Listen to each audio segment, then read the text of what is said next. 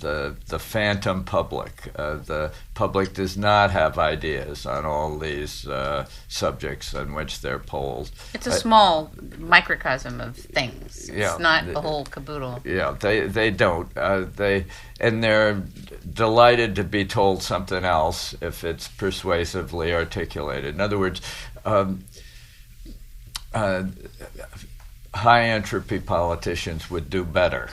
That is, politicians that said unexpected things. Maybe you could coach some of them. Well, maybe you should coach some of them, because I don't believe their advisors are telling them that they can let go and be fresh and be imaginative, but they can speak within certain talking point, right? On pieces of paper. But the other thing that entropy is profit. Predictable returns of business are captured by the interest rate. That's the general return on the time value of money is the interest rate. That's the predictable return. Profits are unpredictable. That's the return of an investment that's not predetermined ahead of time, that's completely dependent on the voluntary responses of the customers. And so profit is really an index of the entropy in an investment. And that's why it can't be predetermined. You can't profit is really the index of creativity. It defines the entropy in an investment process is captured by the profit, and that's why profits are so vital to a capitalist economy. And you take them away, and you're essentially deleting all the creativity and effervescence and forward movement of the economy. Your good fortune is my good fortune. And in a spiritual context, I think most people could say, yeah, I'm for that. But when you get to the paradigm in which people internalize that in practical reality, you talk about, in the Israel test, all these gaps that go on amongst different groups of people about what they have, what they don't have, who has it and who made it, and how did they make what they have, and do they deserve what they have, or how did they get it, and how come it can't be shared. And you went to great length in the Israel test. There was a lot I learned in the Israel test about how much innovation and creativity and entrepreneurship is in Israel. I always knew there was a lot, but I didn't know the level of it until I read this book. It amazed me. The essential theme of the Israel test is that anti-Semitism is based on envy. It's based on the essential question of how do you respond to someone who excels you in wealth creation, inventiveness, achievement, excellence. How do you respond? Do you admire them and emulate them and see their good fortune as opening new horizons for you, new opportunities for you, new markets for you? Or do you resent them and envy them and try to tear them down?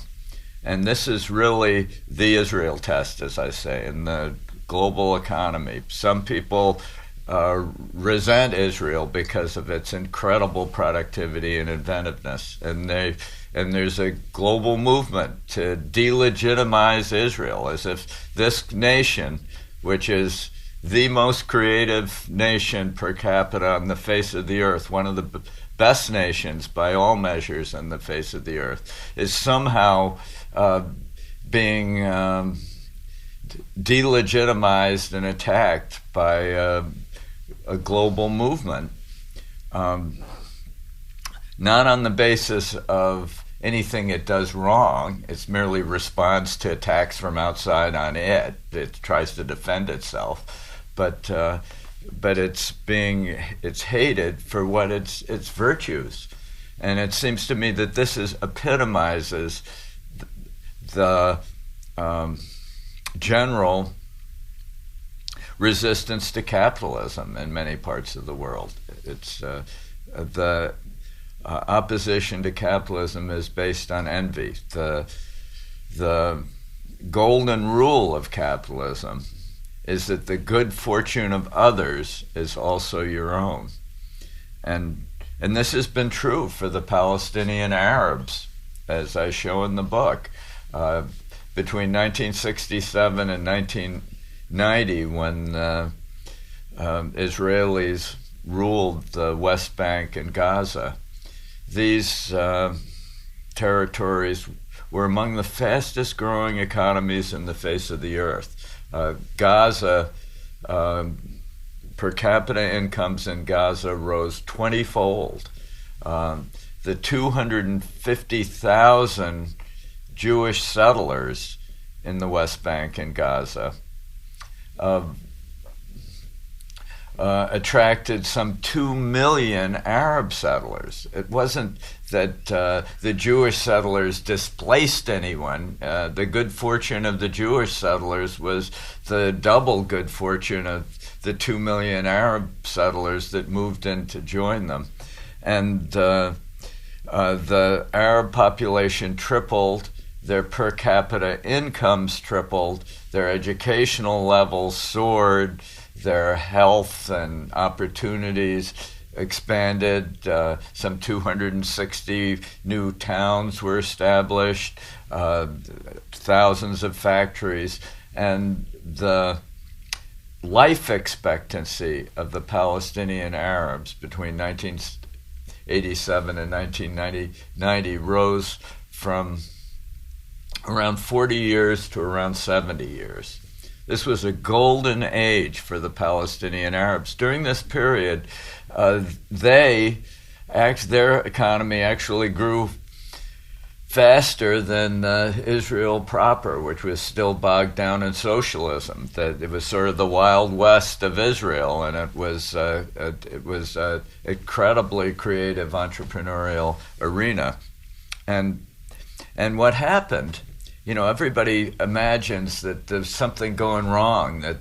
What happened was that the PLO and the world left panicked at the success of the Israelis and Palestinians working together, collaborating, getting rich, and they brought in Arafat, who was a fanatical terrorist with Nazi inspiration, loved Mein Kampf, just the person to take over a country in the middle of the Middle East, which was at the time was in an economic boom, and the UN and the global peace process all got into gear and imposed this clique of terrorists on the Palestinian people. It was a great tragedy for the Palestinian people,